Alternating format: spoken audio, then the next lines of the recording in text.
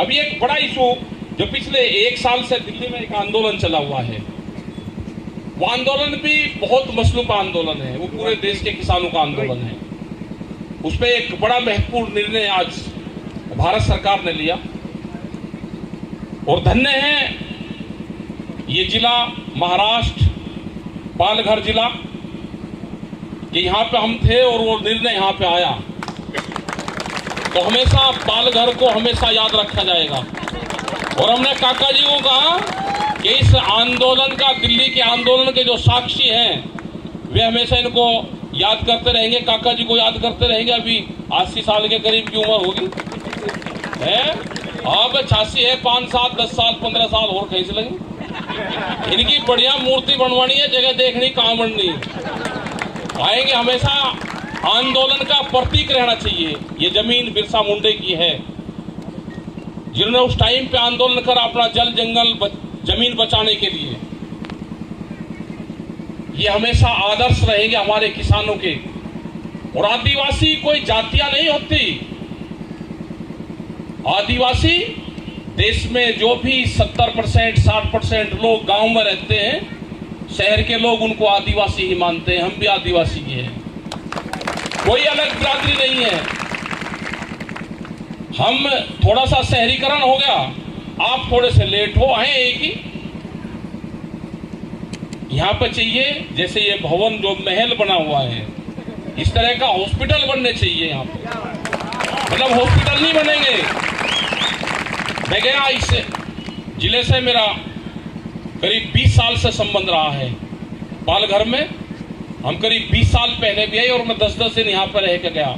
जहाँ के विधायक जी है हमारे, धानु जो क्षेत्र है, वहाँ पे हम कई दिन वहाँ पे रह के गए।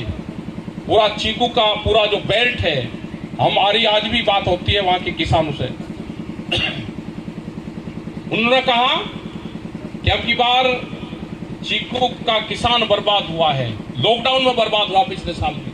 अब की बार उसमें कीड़ा आया है, उसके जो फसलों के रेट थे वो रेट 4 से और 5 रुपए किलो उसका चीकू गया है। और धीरे धीरे ये जंगल हमारे खत्म होते जा रहे हैं।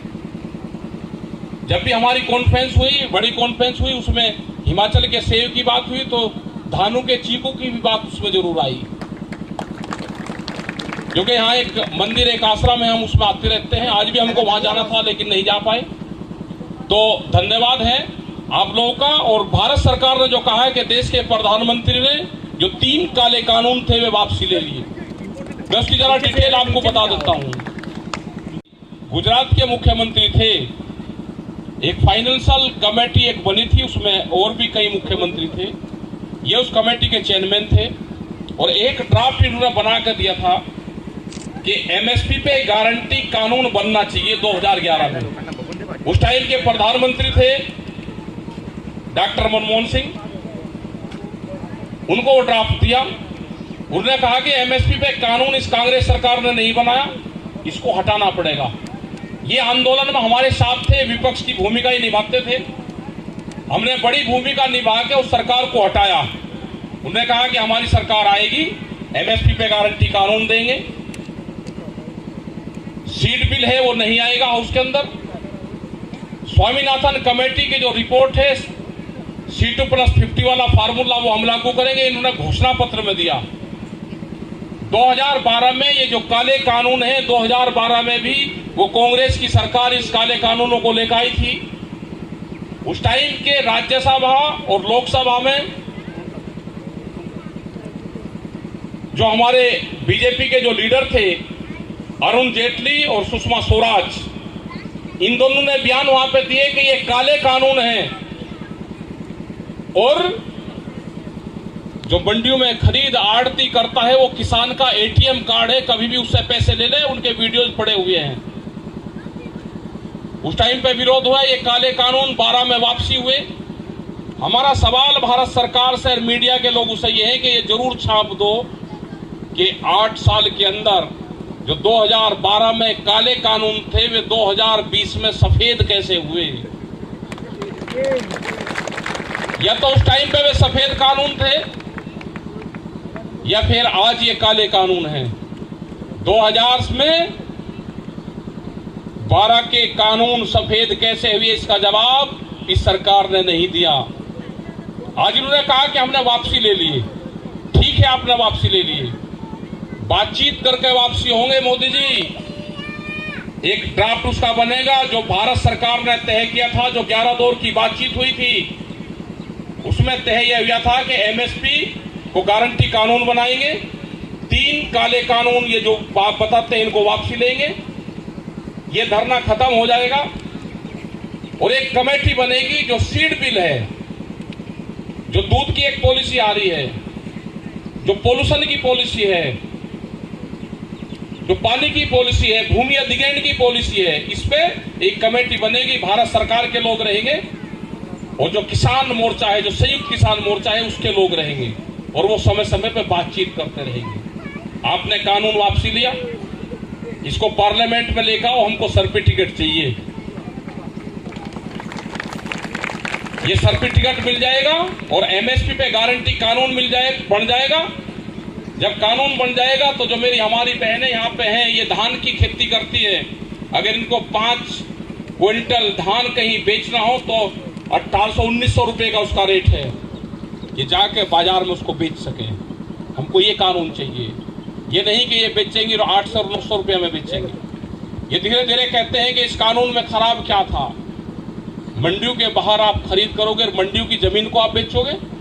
ये पूरे देश की प्रॉपर्टी को बेचना चाहती है ये सरकार, मंडी के बाहर खरीद करेंगे और मंडी की जमीन बेचेंगे। ये कहते हैं कि किसान अपनी फसल मंडी के बाहर बेच ले। जैसे ट्रेन बगैर प्लेटफार्म के नहीं रुक सकती, ऐसे ही किसानों का मंडी एक किसान का प्लेटफार्म है जहां पर वो अपनी फसलें जाकर बेच सकता है। मध्य प्रदेश की 182 मंडी बेच रहे हैं। हरियाणा में हम गए करनाल के अंदर, वहां की मंडी की एक जगह बेच रहे हैं। उन्होंने कहा कि खाली जमीन पड़ी हुई हम बेचेंगे, अपनी गांव समाज की जमीन भी ये बेचने का काम करेंगे, कंपनियों को देंगे। इनके प्रस्ताव आ रहे हैं,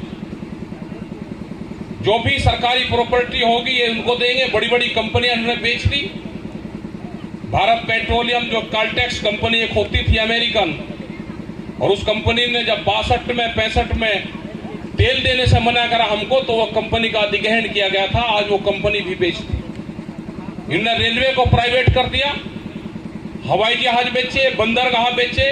पूर्ण रूप से जो बंदरगाह आपके पास में पड़ना है, इसका असर सीधा यहाँ के मछुआरों पर पड़ेगा, यहाँ के जो किसान हैं उनके ऊपर पड़ेगा। आप अंदर जा ही नहीं सकते। इस तरह के प्लेटफार्म में बनेंगे, इस तरह के बंदरगाह बनेंगे कि लोकल मछुआरा वहां जा नहीं पाएगा और पूर्ण रूप से जो मछुआरा है वो एक किस्म से समुद्री किसान है, वो बर्बाद होगा। तो हमको उस आंदोलन में शामिल रहना है और आप संयुक्त मोर्चे के हिस्सेदार हो। यहाँ के बहुत से लोग संयुक्त मोर्चे में दिल्ली गए हैं और जब जब भी आपको जरूरत होगी, हम 28 तारीख में भी बॉम्बे में आएंगे और जहां पे भी जब भी आपको जरूरत होगी, हम पूर्ण रूप से आप किसानों के बीच में, महिलाओं के अधिकारों का मामला हो या जमीन का सवाल हो या भारत सरकार से लड़ने का सवाल हो, देश का किसान वो राजस्थान का है, उत्तर प्रदेश का है, पंजाब, हरियाणा, इन जगह के वो एक देश की राजधानी को पिछले 1 साल से घेर कर रखा हुआ है। जब तक मसलों का समाधान नहीं होगा, हम वहां से वापसी जाने वाले हैं नहीं। आप यहां पर लड़ाई लड़ो, जो भी संयुक्त मोर्चे का फैसला होता है, पूरा देश का किसान उस पर अमल करता है। आप ये लड़ाई उसकी नहीं कि छोटा किसान है या बड़ा किसान है। यहां पे बात हुई कि हमको ट्रैक्टर मिल गया, एक आज ट्रैक्टर यात्रा में रहेंगे। आज देश के किसान की ये हालात है कि 1 और 2 ट्रैक्टर मांगने पड़ रहे। इस तरह के हालात पैदा क्यों करें? ये किसान भी आपका है। आप यहां से आवाज दोगे तो आपके नाम के हजारों ट्रैक्टर, जो 4 लाख ट्रैक्टर दिल्ली की सड़कों पर चला था 26 जनवरी को, वो ट्रैक्टर भी वही है और वो आदमी भी वही है। यहां पे भी सरकारें अगर आपके साथ में नाइंसाफी करेगी तो संयुक्त मोर्चा पूरे देश भर में ये लड़ाई लड़ेगा। आप बहादुर हो और काका जी जैसे इस उम्र में भी आंदोलनकारी आपके बीच में। यहाँ पे और भी बहुत साथी हैं, आंदोलनकारी साथी है पूर्ण रूप से। मैं उनको 2-3 चीजें और बताऊंगा कि प्रेस के लोगों से आप बातचीत जरूर करते रहें, क्योंकि प्रेस ही एक माध्यम है सरकार तक बात पहुंचाने का। आप उनसे बातचीत करें, प्रेस के लोग को अपना बनाए। प्रेस के लोग कोई सरकार के लोग नहीं होते। प्रेस के लोग एक दूत का काम करते हैं, हमारे बीच से सरकार तक खबर पहुंचाने का काम यही तो माध्यम है। तो इनको ऐसे नहीं कि ये आगे इनको बगैर हटाओ, ये इनसे दुर्व्यवहार नहीं, इनसे प्यार से बात करो, इनसे तो आपकी खबरें देंगे। तो यहाँ पे जो लोग भी आए उन सबका धन्यवाद, जितने भी महिलाएं, माताएं, बहनें, बच्चे आए उनका धन्यवाद, और जो भी हमारे MP लीडर्स जो यहाँ पे आए हैं, जो इंडिपेंडेंट जीत का, ये किसी पार्टी से नहीं, इन विधायकों का भी धन्यवाद। और जो भी दिल्ली और हरियाणा से हमारे सरदार जी, पंजाब से हमारे आए, इनका भी धन्यवाद। और आज गुरु गोविंद सिंह जी का पर्व है, बड़ा धूमधाम से हम मना रहे हैं। तो मोदी जी ने ये चाहा कि जो सरदार कौम है आज गुरु गोविंद सिंह के जन्मदिन पे इनके उससे ही वो कर ले। लेकिन इनको क्या क्या चीज आपने कही, वो कैसे भूल सकते हैं? ये आपने देश के किसानों को खालिस्तानी और पाकिस्तानी बताया। 750 किसान हमारे शहीद हुए, उनसे भी एक बार सॉरी फील कर लेनी चाहिए। तो हमको भी लगेगा कि ये प्रधानमंत्री देश के प्रधानमंत्री हैं, हमारे भी प्रधानमंत्री हैं। तो आपका धन्यवाद। जय हिंद, जय भारत। और काका जी का भी धन्यवाद, बड़ा धन्यवाद। मूर्ति कहाँ लगेगी? अगर अभी तक आपने हमारा चैनल सब्सक्राइब नहीं किया तो अभी सब्सक्राइब करें और बेल आइकॉन को क्लिक करके हमारी लेटेस्ट खबरों से रहे अपडेट।